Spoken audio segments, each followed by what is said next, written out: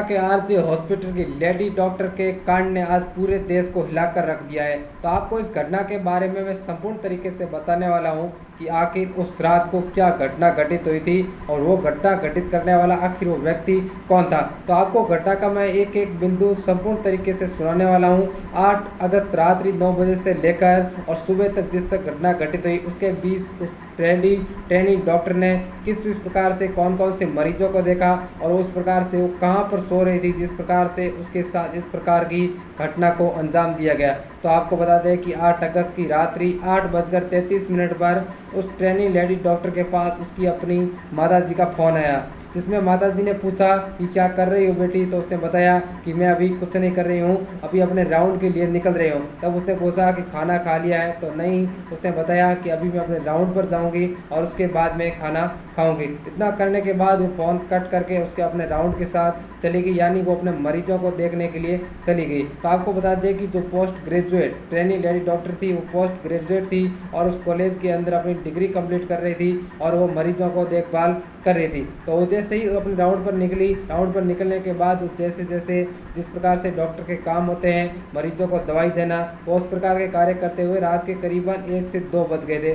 तो उसने अपने जूनियर स्टाफ से पूछा कि क्या आपने खाना खा लिया है। तब उन्होंने बताया कि जी अभी तक तो हमने नहीं खाया है। और उन्होंने बताया कि चलो साथ में मिलकर खाना खा लेते हैं। खाना खाने के बाद उसने ट्रेनी लेडी डॉक्टर ने कहा कि चलो मुझे अब नींद आ रही है और मैं सोने के लिए जा रही हूँ, आप यहाँ पर ध्यान रखना। इतना कहने के बाद उसी हॉस्पिटल माधव कॉलेज के अंदर जो कॉलेज थी उसी कॉलेज के ऊपर की साइड में एक सेमिनार हॉल बना हुआ था। उस सेमिनार हॉल के अंदर जाकर ट्रेनी लेडी डॉक्टर सो जाती है। सोने के बाद उसके साथ क्या घटना घटित होती है वो आपको मैं बताने वाला हूँ। जैसे ही उस रात वो सो जाती है, लेकिन सुबह जैसे ही वहाँ पर कोई देखता है कि उस ट्रेनी लेडी डॉक्टर को देखकर हर कोई देखकर अपनी आंखें ही जब पलके नहीं झपका पाता है कि उस प्रकार की उसकी अवस्था को देखकर।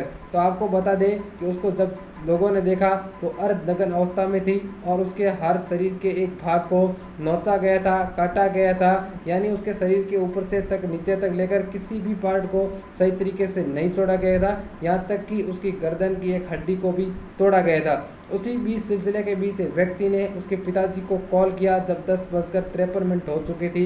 एक लड़के ने कॉल करके बताया कि आपकी लड़की की तबीयत ठीक नहीं है, आप हॉस्पिटल आ जाइए। तब उसके पिताजी को बड़ा दुख हुआ कि आखिर रात को ही बात हुई थी, लेकिन इतनी देर में क्या हो गया एक रात के अंदर। तब उन्होंने बार बार उस व्यक्ति को वापस कॉल लगाने की कोशिश की, लेकिन उस व्यक्ति ने कॉल अटेंड नहीं किया। काफ़ी देर तक कॉल करने के बाद वापस से उस व्यक्ति ने कॉल अटेंड किया तो उसने बताया कि आपकी बेटी ने अपनी जीवन लीला समाप्त कर ली है। इतना ही सुनते ही उसके पिताजी के ऊपर दुखों का पहाड़ टूट गया, वो अपने आप को संभाल तक नहीं पाए। इतनी ही देर में जिस लेडी डॉक्टर की उस प्रकार से अर्धनग्न अवस्था में और जिस प्रकार से उसकी साथ उसके जिन्होंने करते किए गए थे और उसके बाद उसकी जो घटना की खबर है वो मोबाइलों के माध्यम से पूरे देश के अंदर फैल गई। इधर सारे के सारे डॉक्टर उसी प्रकार से वहाँ पर अनेक स्थानीय नेता और लोग सड़कों पर उतर आए। जिस प्रकार से पूरे पश्चिम बंगाल के कोलकाता के उस आरजे हॉस्पिटल को घेर लिया गया और वहाँ की स्थिति बेकाबू हो गई।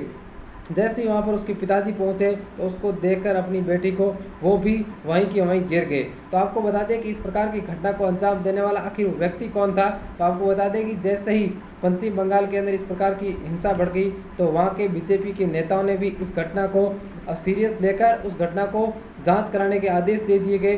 वहीं पश्चिम बंगाल की वर्तमान मुख्यमंत्री जो ममता बनर्जी है उसने भी कहा कि जो भी अपराधी होगा पकड़ा जाएगा। उन्होंने कहा कि मैं फांसी के पक्ष में नहीं हूँ, लेकिन इस प्रकार की घटना को रोकने के लिए जो भी सीबीआई की जांच होगी वो मैं करवाऊंगी। जैसे ही सीबीआई जांच का आदेश दे दिया गया, सीबीआई ने भी 5-6 घंटे लगातार कोशिश की, लेकिन कोई भी सबूत जुटा नहीं पाई। आखिर में उनके सीसीटीवी कैमरे खंगाले गए और उस रात जहाँ तक पूरी रात 8 बजे से लेकर सुबह 10 बजे तक जितने भी उस सेमिनार हॉल के करीब व्यक्ति आए गए उन सभी की डिटेल निकाली गई। आखिर वो व्यक्ति किस लिए किस काम से वहाँ पर आए थे, उन सभी व्यक्तियों को डिटेल निकालने के बाद एसआईटी के हाथ में एक ऐसा सबूत लगा जिसको लेकर वो अपराधी तक पहुँच गए। तो उन्होंने वहाँ पर एक बड़े ब्लूटूथ को देखा जो कि टूटा हुआ था और वो उसी महिला के पास लाश के पास में मिला था। तो पुलिस ने वहाँ के वो उस ब्लूटूथ को दिया और जो व्यक्ति उस कैमरे के नज़र में आ रहे थे उन सभी को वहाँ पर बुलाकर उन सभी के मोबाइल के ब्लूटूथ ऑन करवाए गए। जैसे ही ब्लूटूथ ऑन करवाए गए तो एक व्यक्ति के फ़ोन से वो ब्लूटूथ कनेक्ट हो गया। उस व्यक्ति को हिरासत में लिया गया और उस व्यक्ति से कड़ी पूछताछ की गई। आपको बता दें आखिर वो व्यक्ति कौन था, तो आपको बता दें उसका नाम संजय राय था। वो अपनी माताजी के साथ पास के ही गांव में रहता था और उसकी एक बहन भी थी। और आपको बता दें कि वो एक सिविक वॉलेंटियर के पद पर था, यानी पुलिस के सहायक के रूप में कार्य कर रहा था। और वो उस हॉस्पिटल में अक्सर आया जाया करता था और उसको कोई टोकने वाला भी नहीं था, क्योंकि वो एक पुलिस के सहायक पद के रूप में काम करता था और उस हॉस्पिटल में वो आया जाया करता था। जब उसके घर पर पूछताछ की गई तो ऐसा करते उसका सामने आया जिसको देखकर हर कोई हैरान रह गया। तो आपको बता दें कि उसकी अपनी माताजी के साथ वो रहता था और उसकी बहन से उसकी बनती नहीं थी, उसका झगड़ा हुआ था। उसकी बहन से पूछताछ करने पर बताया गया कि वो एक गंदी फिल्में देखता था, जिसके कारण उसकी और उसकी बहन की नहीं बनती थी और वो हर किसी महिला को एक बुरी नज़र से ही देखता था। उसने अनेक शादियां भी की है और उसकी एक पत्नी की पहले डेथ भी हो गई थी, वो संदिग्ध अवस्था में हुई थी, लेकिन कोई भी सबूत और किसी प्रकार की कोई शिकायत नहीं होने की वजह से वो उसका केस को रफा दफा कर दिया। यानी वो इस प्रकार का एक व्यक्ति था जिसके ऊपर शक था और पुलिस को अब शक यकीन में भी बदल चुका था। उसके साथ कड़ी पूछताछ की गई। कड़ी पूछताछ के बाद उसने भी स्वीकार किया और उसको अब 10 से 15 दिन के लिए के रिमांड पर भेज दिया गया है। तो इस प्रकार से ये घटना उसी रात को घटी जिस प्रकार से पूरा देश आज शौक के अंदर है कि इस प्रकार की घटना घटित होने के बाद भी कि आखिर महिलाएं सुरक्षित कैसे है। तो इस घटना को सुनाने का मकसद मेरा आपको बस इतना ही है कि इस प्रकार की घटनाओं से आपको अवगत कराया जाए और आप भी सजग रहे इस प्रकार की घटनाओं को बचाने के लिए, इस प्रकार की महिलाओं को बचाने के लिए। आखिर अपनी देश की महिलाएं कब सुरक्षित रहेगी, इस प्रकार की घटनाएं हमेशा लगातार होती रहती हैं। इसको रोकने के लिए लगातार प्रयास किए जाने चाहिए और आप भी अगर ऐसी प्रकार की